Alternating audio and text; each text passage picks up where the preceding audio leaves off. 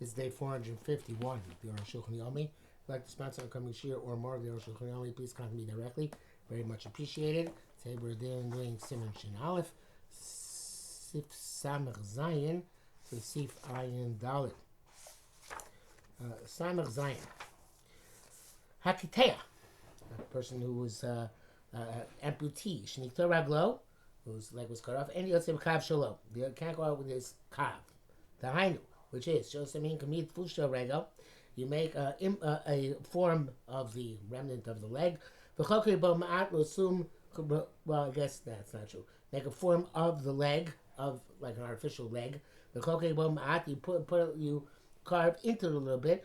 To put the end of his thigh into into that artificial leg.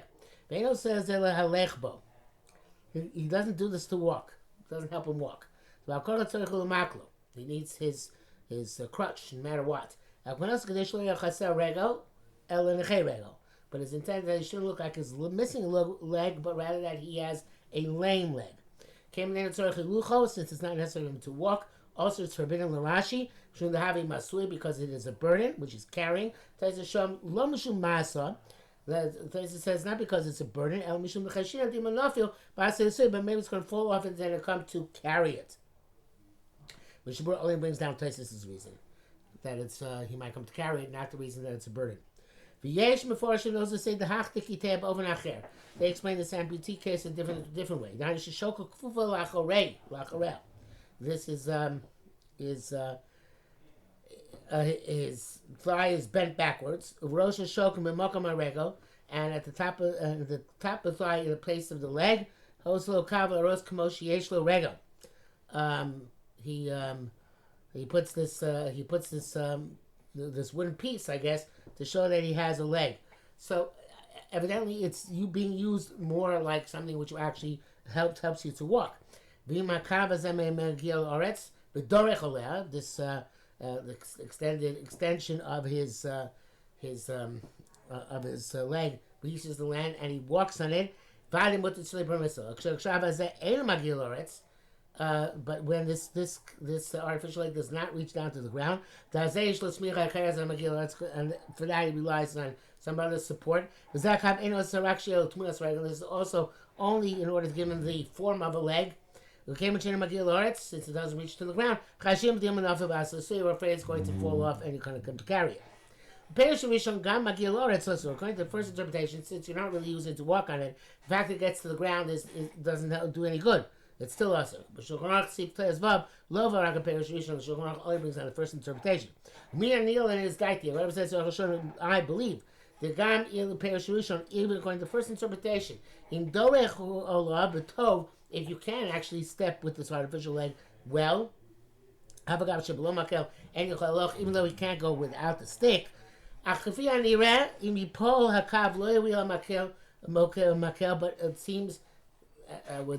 seems, or I guess the understanding is that if the artificial leg falls off, the stick will not be enough to support him. He can use the artificial leg on Shabbos. We're not concerned that it's going to fall, but as soon as it's going to come to carry it, because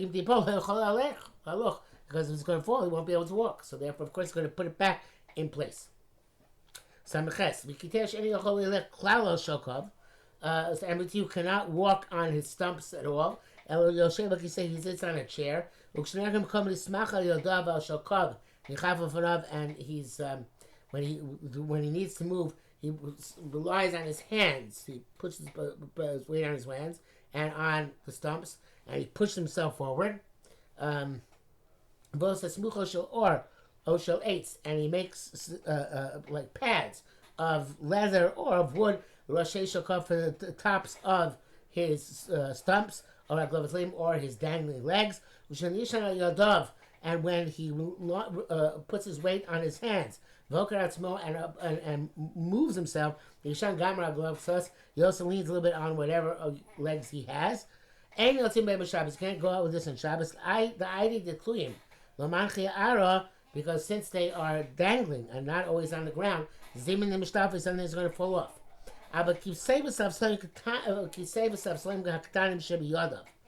But this is evidently this is if it's a larger form structure. I really don't know what it looks like, but it's something smaller with the chair and the small benches which are on his hands.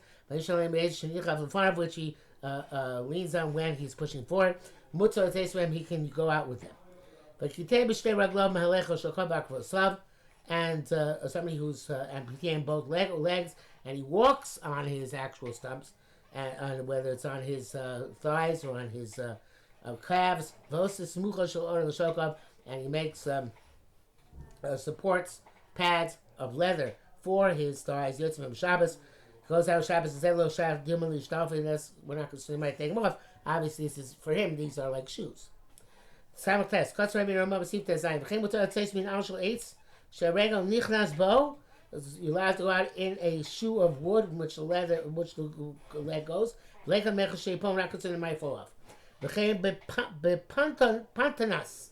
The mishtafim imheira umimela, and these pantanas which can take them off quickly and automatically. V'yesh machim bosim. Some people are machmir and forbid this. Ad kalashon and go for them all. Klomar explains Arukh HaShulchan. B'minal shel eitz mutar. A wooden shoe is mutar. Rak sharegel nichnas bo she'dabuk b'raglo. But it has to be that the foot it's fitted. That foot when it goes into it is the leg properly encases the foot. I mean the shoe properly encases the foot. But it's considerably larger than his foot. Also, it's forbidden the cheshin and shem yipol because we're afraid it might fall off. Mr. Bohr writes, no,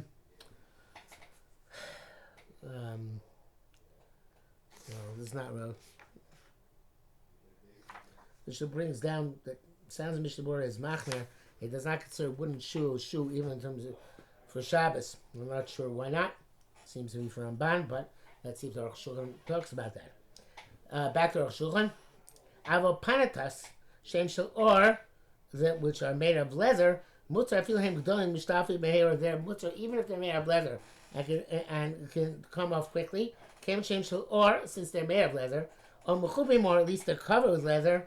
Mudak, they are considered to be form fitting to the leg. The lo mishtam, but they're not going to fall off. Kem shechol echbo, because you can walk in them, even though they're easy to take off. It's like loafers or slip-ons. You can take off easily, but still they are considered to be sufficiently. Obviously, a shoe like to wear them. It's not like a small person wearing a large shoe. Which is forbidden. That's not at all according to the measure of his leg. But here it goes by measure of his leg. It's just there's a lot of space there. There are people indeed who are machmir in such a situation. And they draw a parallel between this and a small person in a large shoe. Those who write the Ikar Kedei Rishona, that the primary opinion is like the first opinion, even with the wooden shoe, it's okay. People don't normally go barefoot in a public domain. People raglo, and if it falls off his leg, he's immediately going to put it back on. It's not like a small person going in a big shoe, which you can't really walk. Arukh says we can rely on this opinion if it's a difficult situation. Mr. Bush says that even if it's a place where it's dirty, you should not be makel. But if you forgot and went out in these shoes, which are easily taken on and off, you don't have to take them off in this case, or I guess go back inside and take them off. But the Arukh HaShulchan continues. Arukh HaShulchan says nobody goes barefoot in Shus Rabin. So therefore, we can certainly be makel, much more than Mishnah Berurah is makel. And especially a person should not go barefoot on Shabbos. Cover on Shabbos because it's not honoring the Shabbos properly. I feel even if even if he does go barefoot, not because he has Kirshu Shabbos. And so remember that the day is Shabbos. Some places everybody goes barefoot. Besides shoes, Ganke lo yitzei adam Shabbos Shai B'gadim Kol Shiyotzi B'chol. A person should not wear clothes on Shabbos like he wears on a weekday. Bilti davar acher she's those shoes Shabbos without something which will remind him Shabbos lo yeval chalalo. So you won't cut the next great Shabbos. This is a plug for Shabbos clothes at all time. Besides reminder, it's also the honor of Shabbos, not to go here a normal way. Don't wear dress on Shabbos like you dress on a weekday. Ayin Sham, as he discussed previously. A person who is lame, he can't walk without a stick. He can walk with the stick. I feel inakashable even if it's not tied onto him. It's not a burnish, right? It's low crack by him, it's like a leg. We're also not concerned that it might fall out of his hands. The Italian will come to carry it. He can't walk without it, so he's not going to carry it. He has to use it. But he was only a little lame. Or he's elderly. He could possibly walk without the stick. And in his house, he goes without a stick. It just it takes in order to walk more expansively or more readily. Also, it's forbidden even if he uses it to support himself. Since he can walk without the stick, it's a burden. And certainly an healthy person cannot go with a stick which he wears, which he carries for the purpose of looking fancy. I'm sorry, skip. And saying what you hold in your hand, although this is some people would disagree with this, generally speaking, it's not necessarily jewelry if you're holding something in your hand. You don't consider jewelry unless it's actually something which is worn. A sick person who just got out of being sick, he's like his halach is like a lame person, and you can't walk without the stick. And the definition of that is that even at home he walks with the stick. But that's not the case. It is forbidden. In other words, if he goes at home without the stick, so he cannot go with the stick outside on Shabbos. A person who's old, elderly, and weak, and a little bit lame, when he has to walk on ice, or in a frosty time, because we can't go without the stick, because he might fall because it's so slippery. The guy when slippery, it's even a healthy person has difficult to walk. He can use a stick at that time. Mr. Bor, however, is machmir. He only permits us where there's an eruv. But since all of Rishus Rabbim today is basically the Rabbanan, I would say that probably one could be making like the Arukh HaShulchan. Enough. All these things talk about to go with the sticks. We're talking about places where there is no eruv. But if there's an eruv, you're allowed to use the stick even though it looks like a weekday form of walking. On the other hand, a healthy person cannot use a stick even if it's a beautiful one, even if there's an eruv. Because that's really the way one conducts oneself on a weekday. And here the Mishnah is more makel. The Mishnah says if he carries a stick for kavod, then it's mutter. It's mutter as long as it's an eruv. Or HaShulchan just said no. If he's carrying a stick for kavod only, it's usher even if there is an eruv. So Mishnah is actually more makel. Mikal Makam says that HaShulchan kol yishak kapanim those who benefit, it's therapeutic for them to walk with the stick. They can walk with the stick. Now what your tour say, you don't go out with a chair. That's like a sedan chair. People carry him. Even an eruv, that's not appropriate. But if a lot of people need him, so the time who can't walk, then it's mutter ayin sham b'zogakin magashish eruv as long as there's an eruv, of course. So the issue is really uvda not carrying these cases, but because it's an eruv, but uvda l'chol how much does it look like a weekday activity? Ayin beis kasar beis says sivir ches The suma also says makel kalashon. A blind person cannot go out with his stick. Since you can walk without the stick, have a masui. It's a burden. There's a place where it's an air, but it's certainly permissible. And certainly on ice, the blind person can walk with the stick. The other thing is like the isu rak basuma b'makomo. Chashon comes up very interesting chiddush here. Prohibition is only on a blind person in his own locale. He knows how to go, more or less, because of he's habituated. Becomes to another place. It's known that a blind person cannot walk in a foreign locale if he doesn't have a stick to feel in front of him. And in this case, he's like a person who is lame. Because without the stick, might fall into a hole or stumble, and therefore he's allowed to use the stick on Shabbos.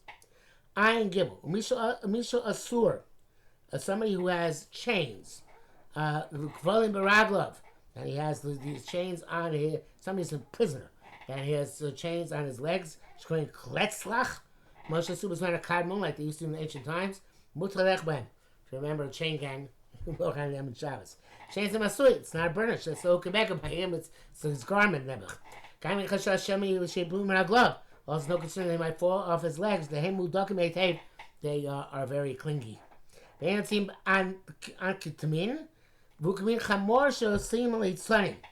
This is you can't go out with ankamin, which is like a donkey, which clowns make. Near Kroich it looks like he's riding it. Who knows about but you're actually carrying it and walking in with your legs.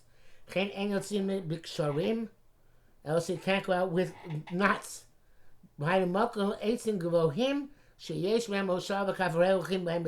It's like stilts. Tall piece of wood, which have a resting place for the foot, and use them to go through mud. You can with a parmi. It's a type of face mask. The clowns wear to scare children. Oh, see, clowns were scary. All these are burns. Also can't go with the box in your head, a kupa, or a basket, a marcelis, or a mat. They're using it in lieu of a covering of the head. They are complete burdens. You can go out with sackcloth or a canvas. And a chamila is another coarse type of material. The coarse and thick garments, which only worn by simple people, and even then only during the rainy season. Nevertheless, they're garments. The sak, perusho, baggage shel sak. Sak always means a garment of sak. Umutar, let's say, when you're allowed to go out with them. Chashim, Toseta, Peragvav, Ayin Shem, and this is from Toseta. Vafil below Shami, when it's not raining, mutar. Let's say, when you're allowed to wear them out. Mishnah Berurah says it's not clear, in our days where shepherds wear sak. What's the halacha? Shilti Giboirim brings down from the Mordechai. Brings down for the Rashba that sak is permissible. Is not clear about it. Obviously, the Arukh HaShulchan is clear about it in its maker. I doubt. Yotzim and Mogus folk you go out with a cloth or a sponge on a wound. Rabbi chains a beggar, even though it's not a garment. The came Hashem and wrap him since they are therapeutic. They're like a adornment for that person. And so too with a peel of garlic or basara onion, which are put for healing purposes. Mulugma, retilis, so various different types of bandages and plasters. The kosher for anything which is for healing, have like katakshi, it's like jewelry. Nothing ma'amaka, but if they fell off the wound, lo yachs, you had to dump it back, that become marach, because it's like spreading, smearing. Kosher usually named betchila, and certainly should not put them on Shabbos to begin with, and can get stuck on unless there's a danger. Or should name and here have a non-Jew do it for you. Pirtei dinim elu en kamakoma. This is not the place for these details. These barbers have to shine b'siman shin kav ches. They're going to clarify later on.